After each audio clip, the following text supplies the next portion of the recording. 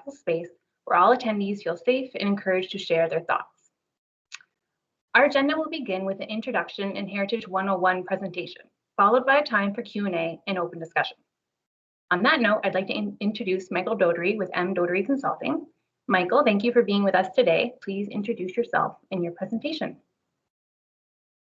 Hello, happy to be here. I am Michael or Mike. I go by both interchangeably. Always have. To my father, I'm Mike. To my mother, I'm Michael, and every shade in between, and I answer to both. I'm really happy to be here. I'm a historical resources consultant, also a heritage consultant. I work primarily in built heritage, in museums, and interpretation and planning.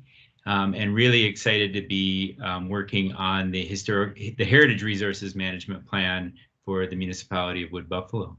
Really exciting project. Today's presentation will be in between 20 minutes and a half hour, hopefully not too dry and boring. If it is, please put your hand up and tell me so, because we have some ways to make it a little bit more interactive and fun. And always, I'm quite informal in my presentation and always able to take questions along the way. Some of this is some pretty dense material, thick material, and you might have a question along the way. Feel free to raise your hand or throw a question in the chat box, and we'll try to answer it as we go. And I think we can start with the presentation.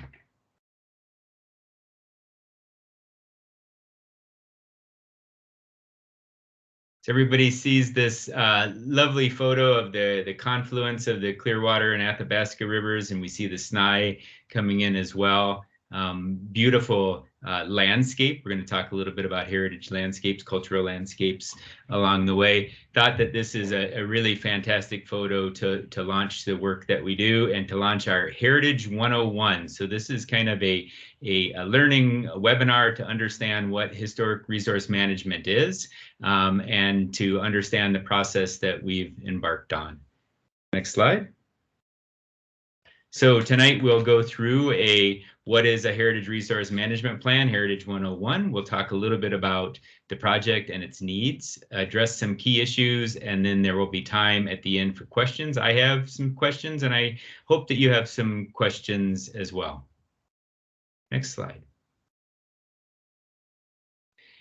Before we get too much in depth into our Heritage 101, I just want to define a couple of terms. These ones are often thrown out as interchangeable, and they're really not interchangeable. They're two different terms. And the really important piece is historical is belonging to the past. It's a past belonging, it's over and done with, whereas heritage is a current possession. It's what we have inherited from the past generations. So it's kind of the heir to heir ownership. So what do we have that we would love to pass on to the next generation? Heritage can be history, culture, art, environment, stories, biases, prejudice, education, objects, thoughts, really anything that can be passed generation to generation. And every generation has to make that active decision. They really should make that active decision. What do we have and what should we leave? What is the inheritance we will offer to the future generations? Next slide. So what is a Heritage Resources Management Plan then? Well, in simple terms, it's stewardship. And it's stewardship of two specific pieces. One is historical resources, and the other is cultural landscapes. And I want to define each of these three terms because we need to understand what we mean by stewardship, but we also need to understand historical resources and cultural landscape. So what is the inheritance and how, and what is the stewardship of this inheritance that we'll be working on? Next slide. So what is heritage stewardship? This is a really important one. It's the careful management of change to help safeguard your inheritance. And this is really key because I think a lot of times people think of heritage stewardship as a bell jar. You're holding something in time and there is no change, like a museum piece, an artifact in a museum. Heritage management is a little bit different. We want to manage change. We know that resources are going to change over time. How do we safeguard and how do we manage the change? It's also about revealing and sharing the significance of the things that we've inherited. How can we celebrate these things or not celebrate these things? How do we pass these things on to the future generations? How do we protect and maintain these things? Next slide. So stewardship is the careful management of change over historical resources and cultural landscapes. And again, we really need to overemphasize the idea of change, adaptive reuse, change over time, because that is one of the most probably misinterpreted things about heritage management, is that things aren't allowed to change. And most certainly things are allowed to change. We just want to be sure that we provide oversight and clear management to the change. Next slide. Now, this is a very broad and boring textbook definition of historical resources.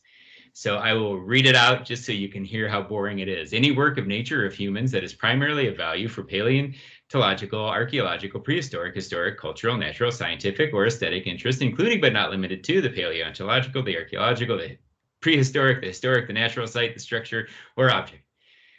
Yeah, that is everything. So basically, a historical resource, the textbook definition of a historical resource is everything. We need to narrow that down a little bit for our work, and we really narrow it down to the next two pieces, a historic site and a historic area. So a historic site is any site that consists of a historic resource which is immovable by nature. And this is where we divert from artifact, from archaeology, from museum pieces, because our sites are immovable. And once you move it, you lose its context, you lose its historic value, you potentially lose its historic value. So we're really talking about sites that are immovable. An historic area is a collection or grouping of historic sites. There are very few of these throughout Alberta. There is one you may be familiar in Edmonton. Old Strathcona is a historic area. There's one in the far south of Alberta too, in Fort McLeod. Fort McLeod Main Street is a historic area. This is something that's not often used in historic resource management, but it certainly is a tool available for historic resource management. Next slide. Now, I know we often think of heritage as old buildings, old wooden buildings, maybe that aren't standing the test of time, that look like they're falling down. And yeah, sometimes historical resources are that, but sometimes historical resources aren't that.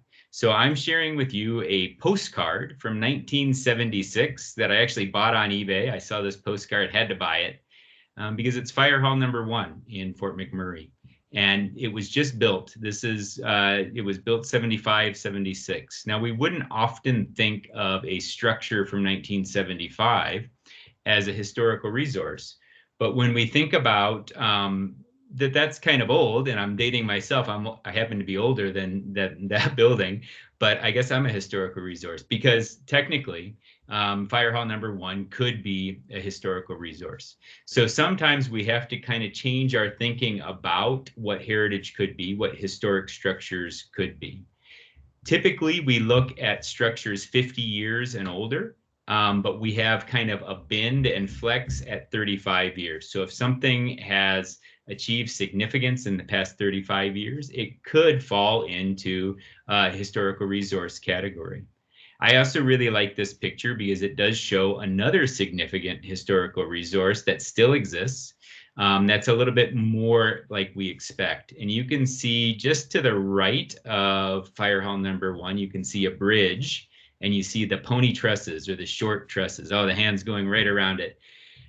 This is the King Street Bridge. It could also be referred to as a pony truss bridge because it's got the short truss, built by the Dominion Bridge Company out of Winnipeg, likely manufactured in Calgary, brought north and built in place around 1959.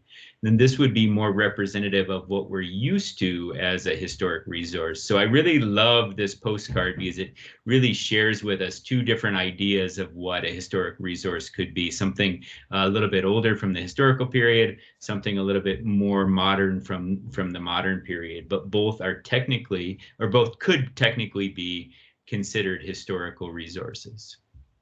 Next slide. I want to also define the other area that we work in, which is cultural landscape. Cultural landscape is any geographic area that has been modified, influenced, or given special cultural meaning by people. The way I typically define it is that people have impacted the site and the site has impacted people. So a little bit different than what we would think of as an environmental landscape, where we're hoping that people really haven't impacted the site. For a cultural landscape, we're actually looking for the impacts of humans and how humans have influenced the development of that landscape and how that landscape has influenced the development of humans in turn. A really fine example in RMWB is the SNI. So the SNI most certainly could be a cultural landscape because it really fits within that category. Also within the RMWB, it could be things like sled dog trails. It could be natural footpath. It could be areas where special events have occurred. It could be areas that have specific meaning to specific communities. So it can really be quite broad, and it's really defined by our communities. So our communities really help us to define what is a cultural landscape to us, and it's going to be different in Wood Buffalo than it is elsewhere in Alberta, because it has its own special meaning to the people of the municipality. Next slide. So now that we've dealt with a couple of definitions, stewardship, historic resource, and cultural landscape, well, we talk about what heritage management planning really is. And it's a three-phase project that then is followed by that ongoing stewardship piece. So the three phases are, number one, identify, so understand what resources you have. Number two, evaluate, so dig into that understanding and do an evaluation of those resources and find out really what's significant. And then number three is learning how we want to plan for those places. Again, the planning for the change over time, the careful change over time. So how do we want to plan for that? Management planning also gives us an opportunity where we're not just dealing with the tangible asset. We're also dealing with the intangible, wonderful aspect of history and heritage, which is interpretation, which is events, which is celebrations, these sorts of pieces, interpretive signage that are it deviates from just protecting a building. And it really gets into how people would celebrate or commemorate or interpret a place as well. Next slide. So first up is identification. This is the first phase, and this is actually the phase that we're in right now. We've been in since June. So we are out in the field, the project team, actively looking for what resources are present. So field work is just like it sounds. It's on the ground, it's in the field, it's walking, it's driving, it's looking for resources. It is doing some photo documentation and also some paper documentation. Another thing that it does is it allows us to update a previous historical record. So within the RMWB, there have been three other heritage survey projects. We call the identification stage the survey stage. One in 1970, one in 1981, one in 1986, and unfortunately not really updated since then. So this project gives us a great chance to update that historical record and find what's still there. You'll see a record from 1970 in front of you, and this is the Fort Chipewyan Wiley sundial, also known as Colin Fraser's sundial. So the last time it was visited by a heritage professional was in 1970. I went out there about a month and a half ago, and that's the photo on the left. So I found where the Wiley sundial was. I photo cataloged it, also completed the documentation work, mandatory documentation, and now we have a continuing historical record of this piece.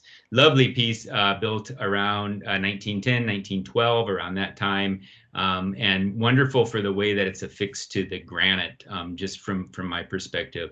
Really neat historical resources that's still standing 110 years after being built.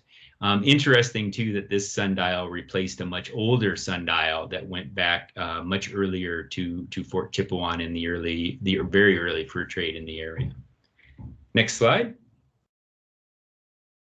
So in terms of heritage management, we have these circles, not really concentric circles, but layered circles to kind of give an example of what we're doing. So that heritage survey, that outside circle is the identification stage.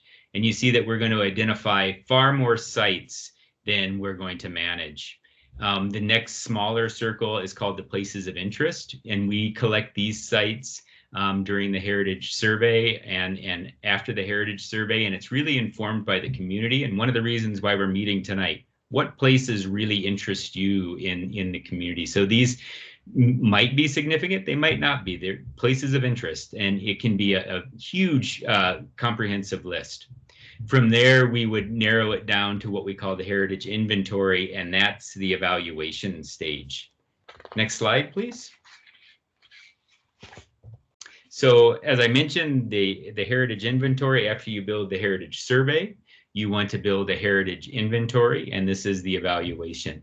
Within Canada, going with the standards and guidelines for the conservation of historic places, we use 5 key criteria to help us do the evaluations of any specific site.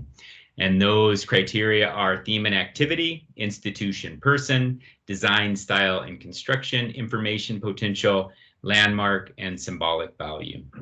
Any site that would be evaluated highly in any or all of these categories, we would note as significant, and we would list those on our inventory. So these are our important sites. Just quickly, I'll speak to that sundial. The sundial would probably rank highly in all 5. It relates to the early fur trade. It relates to both Colin Fraser and the blacksmith Wiley.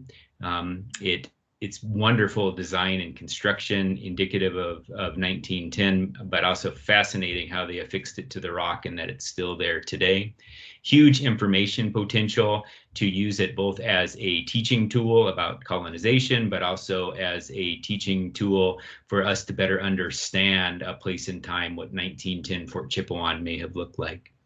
Also very much a landmark and symbolic value. When I was in Fort Chip, I could really ask just about anybody where the sundial was, and they could all point it out and say, well, you just go down this road and follow that to the lake and you'll find it. And sure enough, they were right. So it would rank quite highly in all 5 categories and would likely wind up on an inventory list once we complete our evaluation. Next slide. So you see where that inventory lands is the heritage inventory is a much smaller circle. So we've gone from a heritage survey, which is a big group of structures, resources, and landscapes that we looked at. We've narrowed that down to some places of interest. So what really fascinates our communities? What are the really great places? We narrow that down by doing a bit of evaluation into inventory. These are the significant sites that remain within the RMWB. And then that last little circle there, the Registry of Historic Places, these are the ones that we want to actively manage the change on. So these are the ones that we're specifically looking at as the very important structures that we probably want to put some sort of protection mechanism on. And there's some different tools we can use to protect these sites so that they're there for the future generations. So if we relate way back to the beginning of my talk where we talked about heritage as our inheritance, so we have now gone out and found out what we've inherited. We've evaluated what we've inherited, and that registry, that's the piece that we've decided that piece goes on to the future generations. So this is the piece that we really want to steward for the future generations. Next slide. So management planning is the development of that formal listing, that inventory.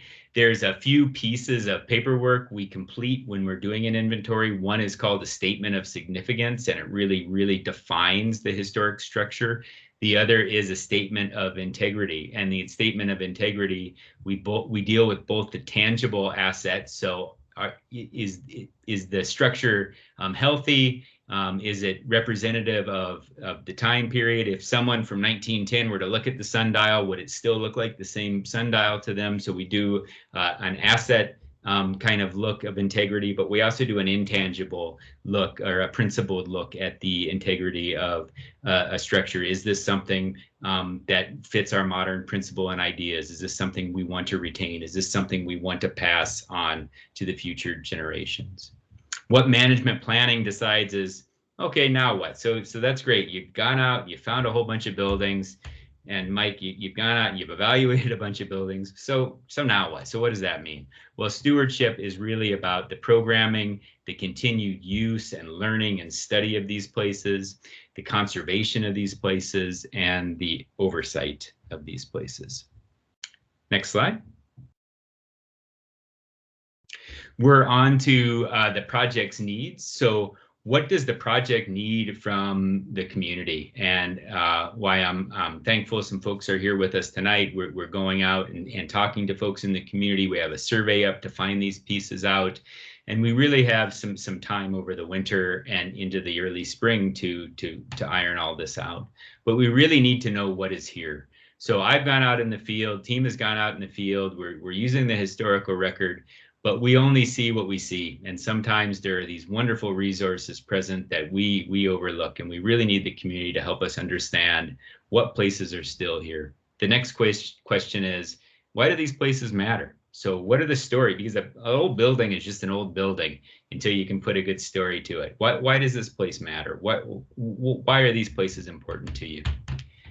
That helps us also define the aspirations, the heritage values, and the vision for the municipality. So what do we want to do in our management? How do we want to manage these places? And then this really hard decision, the development of that inventory and registry.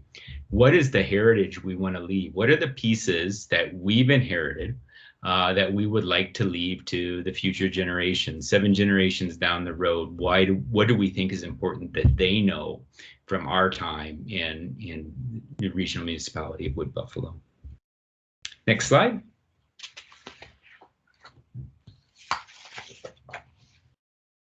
That brings us back to the evaluation criteria. So I mentioned, and I threw out a long name, the Standards and Guidelines for the Conservation of Historic Places in Canada.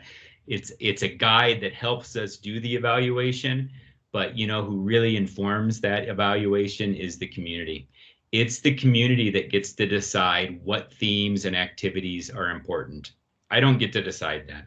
It's the community that gets to decide which institutions, which people are important to the historic fabric of the community.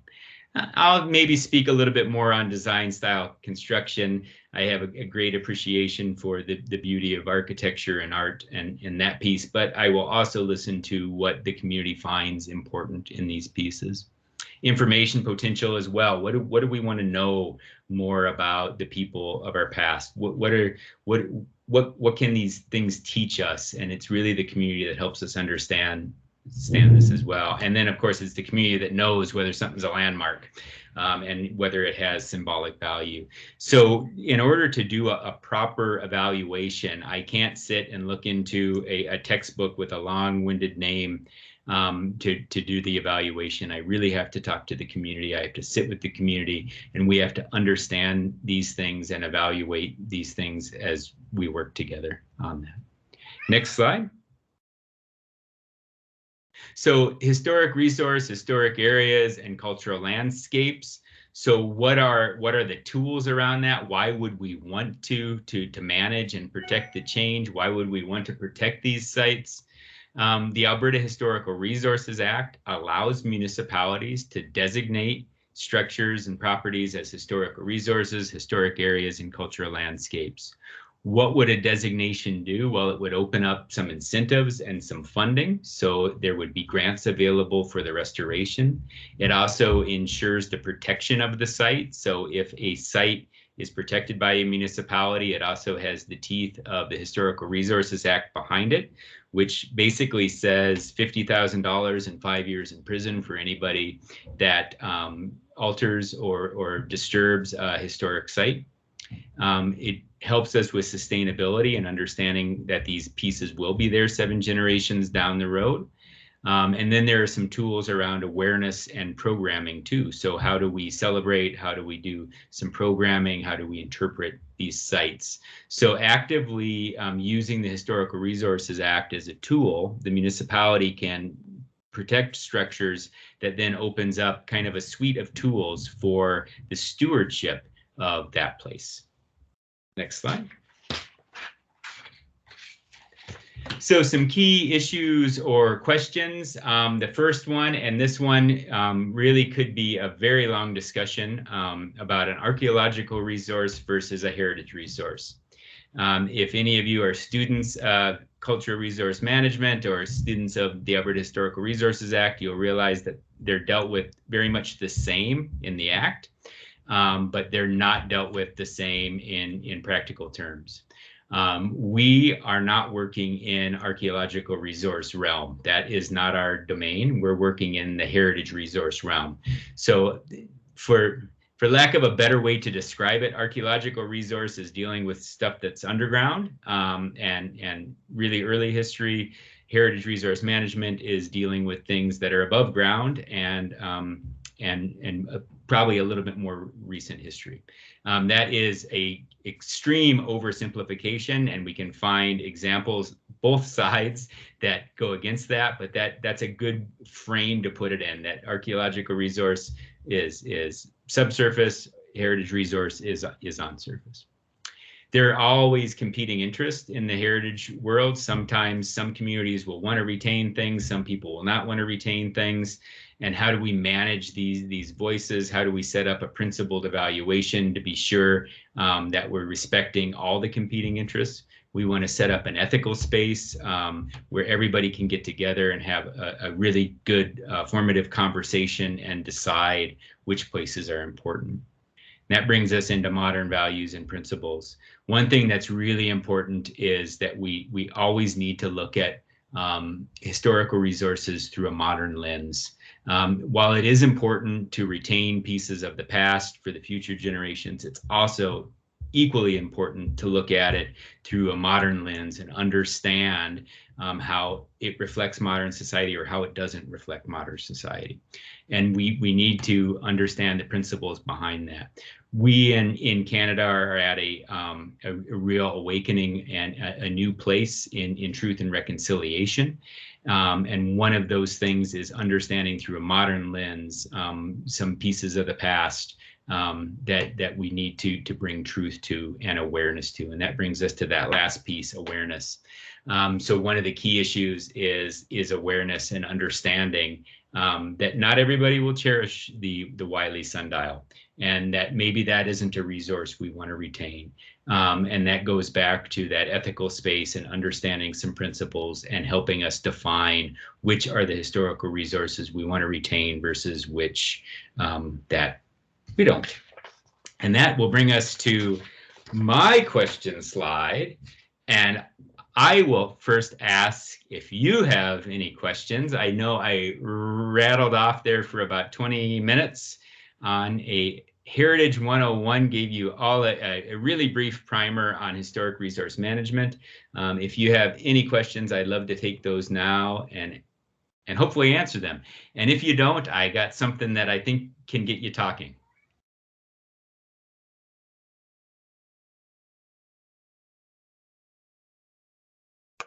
I'll go first. Something I hear from a lot of people is they worry that a heritage designation would make it so you can't change your house, like if you have an old house or something. So is a heritage resources management plan, there's hide your cat, is it an anti-development plan?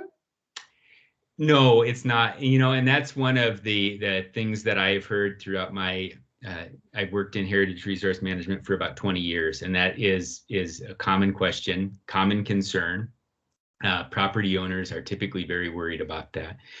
When we evaluate a site, we create a list of what's called the character defining elements. And it's really those pieces that we're looking to protect and maintain. So the entire structure, the entire envelope of the structure isn't as big a concern as these character defining elements. Now, the character defining elements, which might be the windows or the door or the threshold or different pieces, those ones we want to protect. we want to manage the change on, whereas the rest of the structure can change over time. Same with a cultural landscape. It doesn't necessarily make it sterile that we can't build on it, but we would certainly define what elements are really important to the community for protection. So really in no way does it limit development, does it limit change of a place, but it really manages the change of those places. And I'm just going to go on that question a little bit, because the next question that I always hear in following that is, if my property gets designated, or if a house gets designated, my property value decreases. And that is, that's a myth, a complete myth. In fact, typically it increases. Your assessment value will likely increase, because for every dollar you're investing on the site, there's typically there's typically provincial grants going and investing in the site as well. So the upkeep's a little more rigorous, the money invested into the site's a little more rigorous, and therefore its value increases over time versus decreases over time, which is what the myth tells us. But that is just a myth. Protected sites typically increase in value versus the non-protected sites around it. I think I may have seen another question pop up there. There's one in the chat from Julia. Are there any resources in the original location still standing after the wildfire? There are, and I think Julia may have joined us just post the slide showing the fire hall #1 as a historical resource. So sometimes we have to change our lens of what we're looking for first. And I know typically when we think historic resource or heritage resource, we think something old, something wooden, something maybe not in great repair, and that's not always what it is.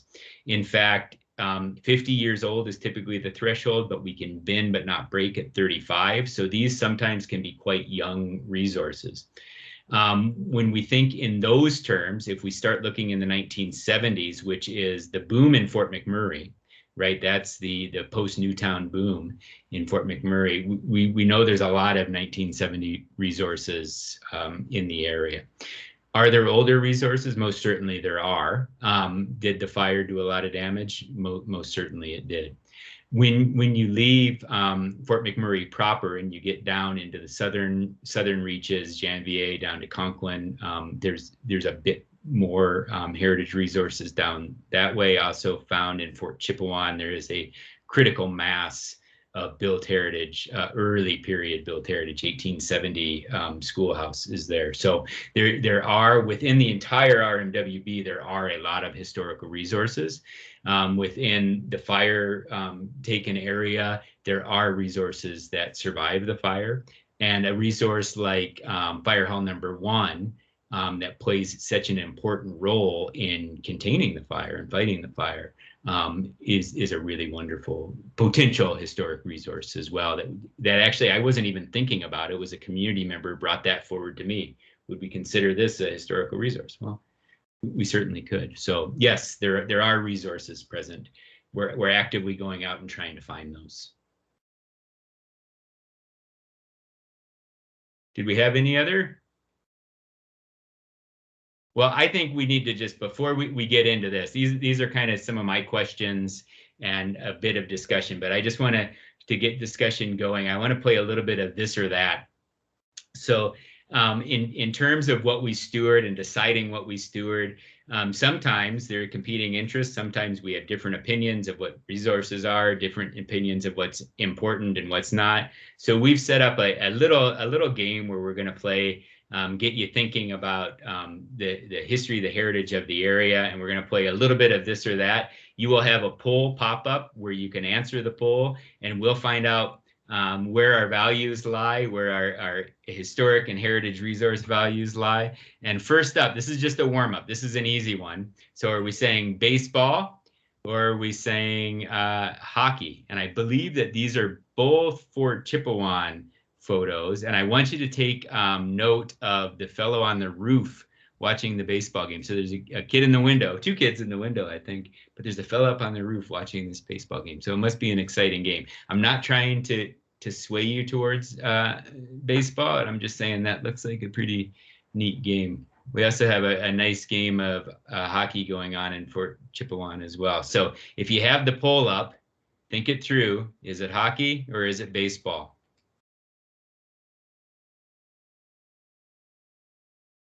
We have 5 responses in, and it looks like we have 80% for baseball, and it might be that kid on the roof, I'm thinking, that won us over. We had 20% in on hockey.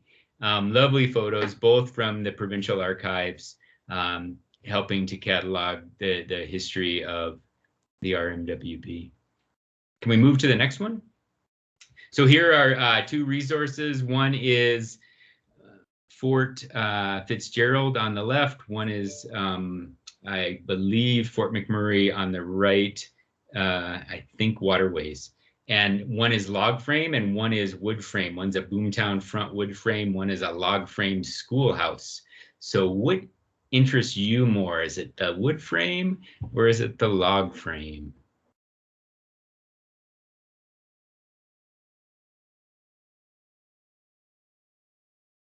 Oh, wow, this one is close. I said log. The last time I did this with another group a little while ago. I went with the wood frame because I really love the Boomtown front, and I think this Riverside Cafe building is a fantastic building. This is a resource that's no longer there. The Fort, sorry, that's a Fort Mackay schoolhouse, not a Fort Fitzgerald. That resource is no longer there as well. So 2 resources that we have lost over time, but really interesting, very both indicative of a time period and both sorts of resources that we find within the RMWB. Next question. Ooh, heritage transportation. Do we think that it's by land? And I have a great sled dog team here in Fort McMurray, or by air, and that is the SNI, which we talked about earlier today. So is our heritage transportation by land or by air? Oh, everybody. And not everybody yet, only 2 responses. Sorry, I spoke before. Oh, they're coming in. Oh, someone came in on air. Okay, I was going to say everybody loves the dogs. It's the dogs in the picture, I'm quite certain. No, now we're balancing more. We have several thinking air. Air hugely important to the development of the RMWB. It's what kept our northern communities connected. It's what kept Fort McMurray connected for quite a long time, and what makes the SNI such an important cultural landscape that it is. Did we have another, Deanna? I forget how many of these we put together. Oh, we did. Oh, interpretation. So we have 2 different modes of interpretation here. This is a good one. So active, and we see the Heritage Park here. We see the folks actively interpreting history. We have some heritage interpreters out on the sidewalk talking to one another, or we have passive interpretation, and this is at Mitchell's. I believe that's Mitchell's in Fort McMurray, which is just an interpretive text panel. So which sort of heritage interpretation, active or passive, is more interesting to you?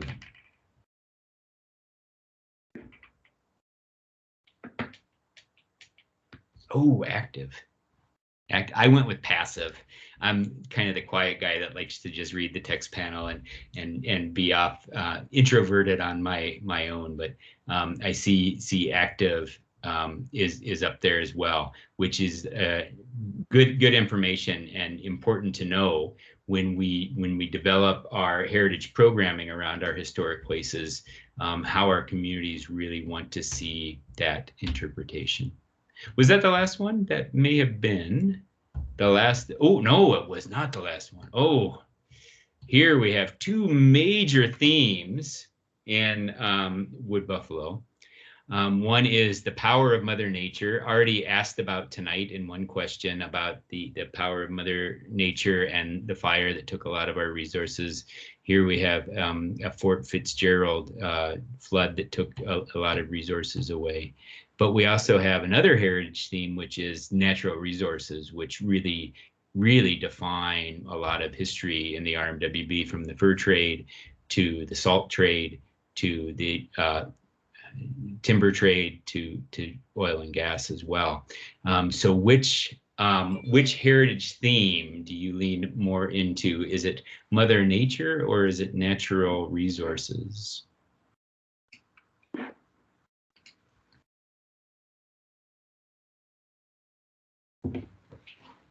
Mother Nature. Ooh, yeah, Mother Nature. Almost a runaway, not quite a runaway, but and I know at minus 24 outside right now, it's hard to get away from Mother Nature and that heritage theme and modern value theme as well at any time in the RMWB.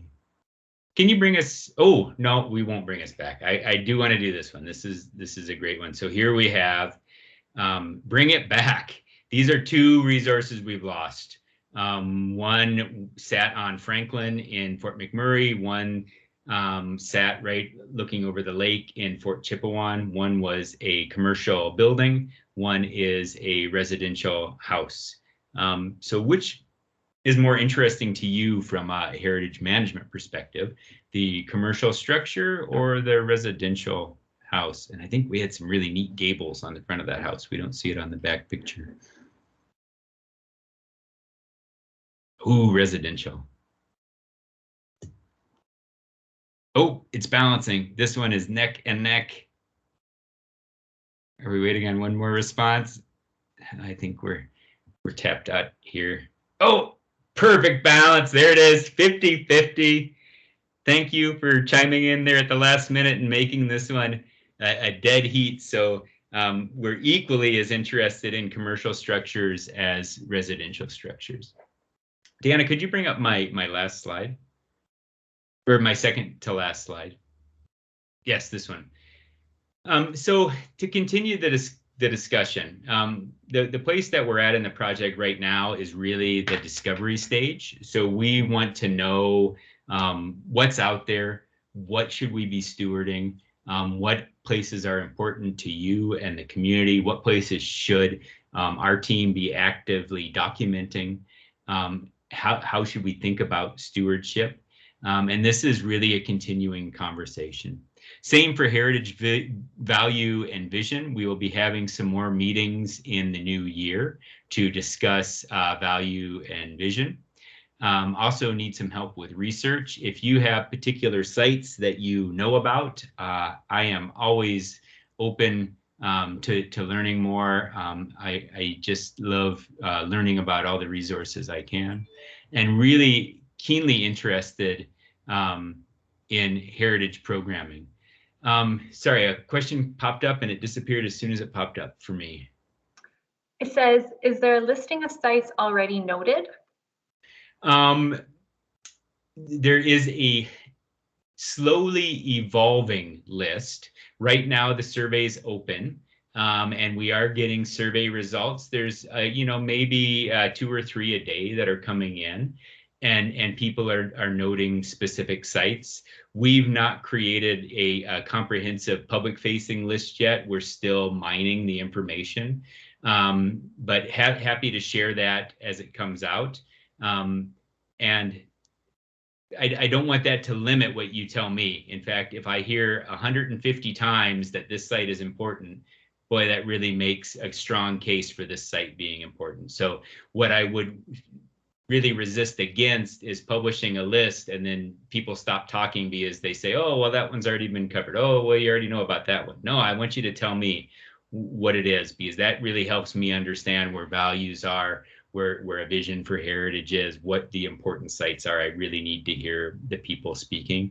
There will be, as this project moves forward and we move into January, February, and we're looking at value and vision and thinking about evaluation, there will be a what we're hearing report come out that will have that places of interest list attached to it, knowing that that's an evolving list that grows over time. So we will begin to see the sites that are on the list. Right now, it's just a trickle in as the survey is open. And the last bullet there, heritage programming. So what your interest in heritage programming is, you'll see if you've done the survey, You've talked a little bit about these questions. The last one is really about heritage programming on the survey. If you haven't done the survey, I would love for you to get out and do the survey and tell 5 people that you know and have them tell 5 people that they know and do the survey. Right now, we're thinking probably closing it in December, but we may keep it open just if the community wants to say more. I'm also actively collecting names and emails of people that want to chat further, that would like to talk with me one-on-one. I would love to have that conversation with you. I have a few scheduled coming up and love to have more. My contact information is always available and always open to chat. Knowing that in the future, as this develops, typically a component of heritage programming is the development of some sort of boards or committees that help us do the steering, do the oversight, do the evaluation pieces around that. I'm specifically looking for people with interest who might want to continue engaging through the winter and into the spring to help us really develop the stewardship plan as best that we can. So would really love names, or if you know somebody that, oh, Bob, he would be great, or Jill, she would be fantastic working on a project like this, I would love to know those names. So with our 8 minutes left, I would love for someone to unmute and tell me their favorite historic resource in the RMWB and why that historic resource matters. And if you don't speak, I will speak, because I just can't help myself sometimes. Somebody, Joanne or Julia, Nicole. How about Jessica? How about Jessica starts us with a favorite or Joanne, unmute. No. Jessica, favorite historical resource. I guess the obvious one is like Heritage Village is a gem, but you know, actually working on this project and seeing all the photos you've taken from your site visits, I'm like, wow, I didn't even notice that building downtown was old or had a nautical theme. Like now I just think of it so differently every time. I forget Gensling, but every time I drive by, I go, I just appreciate it a bit more. So yeah, I automatically think of Heritage Village, but now I'm learning all these little other gems that exist. So I'll just speak quickly about the site Jessica was talking about. And I know nothing about this building. I don't know a thing about it. Other than that it's built around 1980, 81. So really not even that old, but in that 35-year scope where we could bend a little bit. But it's right on Franklin. I believe there's a plumbing shop maybe operating in the bottom of it. It's a 2-story building. That has a nautical theme, an Art Deco, a 1930s Art Deco nautical theme, but built in 1980. And it's got this rounded a balcony up top that comes out, and it's like you're on a ship deck. And then down below, it's got a rounded, very Art Deco front to it too. Really neat building. And what the heck is this? And why were we building this in 1980? Like really neat building.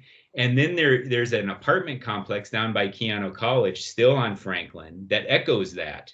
It has a very similar Art Deco look to it, nautical theme to it. So there was something going on in 1980 where the community is really cherishing this shipping port, this idea, and they're constructing structures to mimic that. And that building has a story. I know it does. And as soon as we open that story, I hope that I continue to love that resource. But just from my eyes seeing it, it's like, what is this? Where did this come from? So I really love that building. Joanne, did you have one? I think that's the old newspaper building, the original. Okay. But anyway, I think I could be placing that wrong. My favorite is Fort Chip. Just there's so much in Fort Chip, but the old rectory building, I'm fascinated by it. Yes. Yeah. I was there just before Halloween, the 25th of October or so. And the fog was so thick and the mist was coming in. So all the photos that I took of Mission Point and that area have this fog and this mist and this hard to embody sense about it, these photos that almost go to the story that you're thinking as well. So yeah, a wonderful site and a very interesting site. That one also, it's almost cut right in half. The entire site is cut right in half. So part of it is on IR and part of it is on municipality. So a really interesting story there too is this development over time and how it came to be that way. So yeah, I love that resource. Anybody else? Julia, do you have a site that grabs you? Yes, I do actually. I would say it's now Mrs. B's, the restaurant, but it used to be the Fort McMurray Today office. I'm sure it was probably a 1980s-ish build is my guess, but I'm not the expert, you are, so you could tell me better actually. But it just was always, I don't know, it always had the big white square sign for Fort McMurray Today, and that's just such a memory for me. And is the sign still there? I mean, I believe it does say Mrs. B's now. It doesn't have the logo of Fort McMurray Today any longer, unfortunately. It's interesting. Edmonton and in that Strathcona area, and you've probably seen it if you've been there, there's the big South Park sign, which is a 1950s neon sign. That's a protected resource, just the sign. And there's one in Calgary that says Eamon's Camp, that just the sign was protected. So sometimes in looking for a resource, we overlook what's the actual really neat piece. It could be that sign. Now, I haven't seen Mrs. B's, or if I have, it was so nondescript that I missed it, but I am going to go.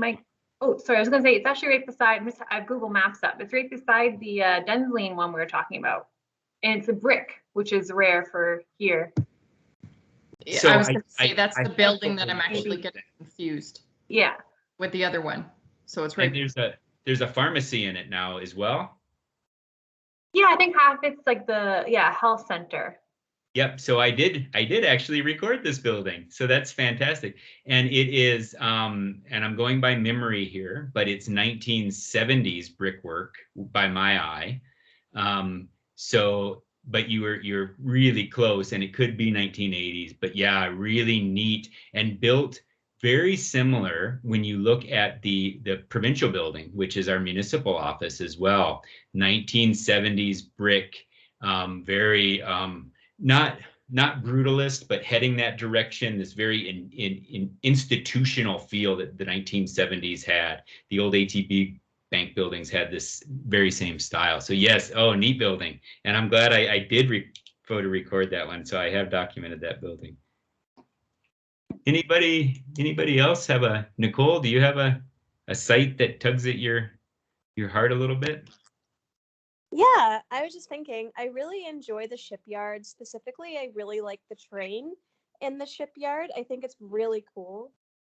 My kids love going to both Heritage Village sites. But yeah, the train definitely sticks out to me. I just think it's really cool. And not to sound overly geeky and overly technical, I've had this discussion with Jessica, but typically collections of moved buildings are an exempt category. So we typically would not entertain an idea of protecting a historical village. That being said, if the historical village has its own significance within a historical period, which our historical village does, it starts in the 1970s, so it actually bridges over time, you could protect it as a resource within itself. So you wouldn't protect each individual building, but you would protect the historic area as an important historic site. The shipyard, we'd have a little bit more of a challenge because it's a little bit more modern, and the train technically is a transportation piece and is movable. So it would be a little bit more challenging for us to do a protection mechanism on. But that doesn't mean that we would overlook it in heritage planning, because heritage planning allows us to do the interpretation, the heritage awareness, and those pieces as well. So highlighting these facilities that do it really well and that our kids love are really important to let the rest of the community know that. Is there anybody else? Could I put Ann-Lisa on the spot? Ann-Lisa, who's been working with us on this project from the beginning. Ann-Lisa, do you have a spot that really grabs you anywhere in the RMWB? Gosh, I can still profess to be a newbie, and I've been behind a desk for a year. Just with the stories I hear about Fort Chipewyan, can't wait to get up there. I live downtown Fort McMurray, so you certainly feel the sense of age. You know, I walk down a lot to Moccasin Flats to try to envision, you know, what was there as well. So really try to feel the history and what once stood, and displacement issues, and certainly feel the rich history of the Indigenous people here. So that's been my journey so far. Our life is very much lived on the river. So that's kind of where I get my sense. But in terms of tangible heritage, live just down the street from the shipyard. I'm getting more familiar with spaces. So I'm so looking forward to your plan, because I know that's going to open up, and I enjoy every picture you share. Mhm. Someone had posed the question earlier, I think it was Julia, about what resources were left post-fire. And in hearing Ann-Lisa speak there made me think about this. There is one residential street that really has almost a critical mass of heritage houses on it. So we ranked houses quite high. We said they're as important as commercial structures in our this or that. But it's Fraser is the name of the street. So it's just off of Franklin to the north a little bit, and it is to the riverside. And there are maybe 3 heritage houses in a row. Also in the back of them, there's a couple of heritage houses. One really fantastic high gabled heritage house. Another one, 1930s, beautiful 1930s heritage house. That one's not on Fraser. That faces the other way. And then there is a little nondescript house that sits in a parking lot. It's half of American Foursquare is the kind of design style.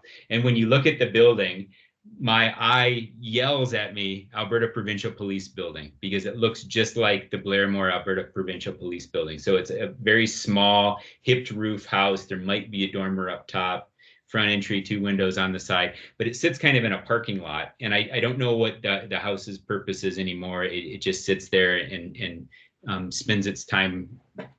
I'm not sure what it does, but just a neat little resource. So there's this pocket that that fire didn't quite catch, which all of a sudden elevates the importance of those houses like higher than you could imagine, because these are the ones that remained. So through fire and flood, these are the ones that are still here, which in itself is an amazing story that those ones are still there.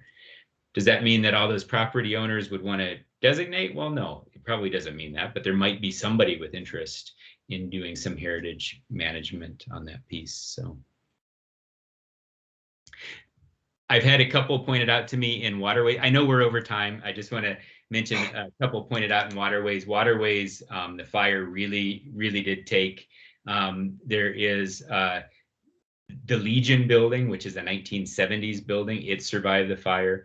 And I understand that there's concrete footings from a crane that used to unload the trains at the train station down in waterways. So I didn't see those when I was down there, but I've had someone phone me and tell me about this. So now I got to go have a look at these concrete footings from the crane that unloaded the trains in waterways. So there are resources there that could just be a foundation of a structure that used to be there. I think there's still a couple old houses from waterways, and my offices were in waterways, and they burnt, but our office looked out at an old building that would have been a storefront right along the side, and it was still like the siding was that shingle siding. Mm-hmm. And I'll always remember this because one of my very young staff said, "Isn't that a beautiful brick building?" And they didn't know these shingle siding. I'm like, no, those are shingles. No, it's bricks. No, those are actually it's shingle siding. It's old. So, yeah. but yeah, and those were there just 6 years ago and gone now. And I would be willing to bet not having seen it, I'm not sure, but a lot of those shingles were asbestos, and they were asbestos for a reason. When I was in Fort Chip, I found brick patterned asbestos siding on a couple of buildings. Assuming that this was the same, looks like brick, but it's asbestos siding, which lets you know how ferocious that fire was, that it didn't even care about this asbestos shingle that was designed to stop fire, and the fire just took it anyway. So. Wow. So many fun facts. We're all going to be like looking for these metal foundation things by the Legion and looking for that building you described downtown. Well, and that's what's really important, and that we stay engaged. This is our opening conversation. So we're having these through the winter.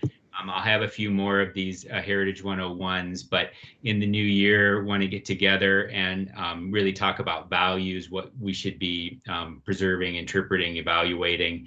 And I really hope that you'll remain connected to the project, small but mighty. But the more we can get in, even better. And I really thank you all for your attendance tonight and speaking up. I've made some notes, and I have some resources I want to go see again for sure. Yes, just to second that. Thank you so much for joining us today and sharing your thoughts. If you think of additional things that you wish you had asked, please just go to that Participate with Buffalo page that's in the chat. You can send your questions there, or if you haven't completed the survey, it's there as well. You have until December 17th. You can also sign up there for notifications. So if there's any updates with the projects, you'll be sent an email. Just to let you know what the next steps. We're going to continue to engage, like Mike said. We are aiming for initial What We Heard report to be available for review around February. And second set of group discussions will take place in early 2022, followed by a second and final What We Heard report. And then lastly, the plan, once it's finalized, it will be presented before council. So yeah, that concludes our time together. Thank you so much. I know we went a little over time, but it was really fun. Really enjoyed listening to what everyone had to say. Thank you. Have a good night. Thank you. Thank you.